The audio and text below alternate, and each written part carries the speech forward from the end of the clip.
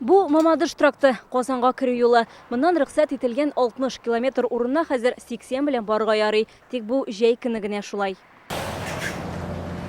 Монысы М7 трассасының 841 километры Казаннан Чаллыга таба юл. Элек биредә тизлек сәгатенә 50 километр белән шекләнә иде. Хәзер 20 километрга тизрәк барырга мөмкин. На трассе это 50 слишком, это мало. Трассада сәгатенә 50 чакрым белән бару әз инде ул. Бөкеш ела вакыт әрәм итәсең. Хәзер тизрәк булыр. С грузом идешь. Йөк белән барасың, тизлекне киметергә туры килә. Бу машина өчен файдага түгел бит. Чыгым арта, ягылык күбрәк китә. 70 белән генә барсаң, бик әйбәт.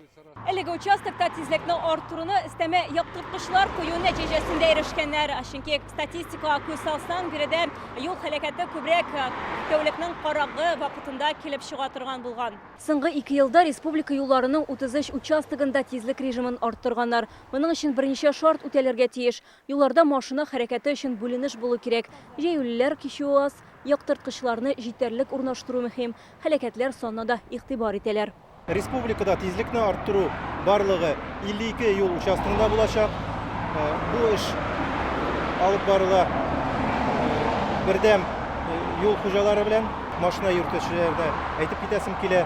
Юлда куелган знакларга һәрвакыт игътибар белән һәм тизлекне арттырмыйча йөрергә. Моннан тыш кайбер юлларда тизлекне сәгатенә 110 чакрымга кадәр арттырачаклар. Бу М7 трассасының 2 участогында файдаланыла инде.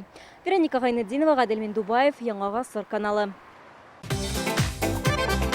Көтелмәгән кунак көттереп кенә интернет челтәрләренә дә килеп җитте. Хәзер бу фильмның барлык серияларын ТНВ.ру сайтында карап була.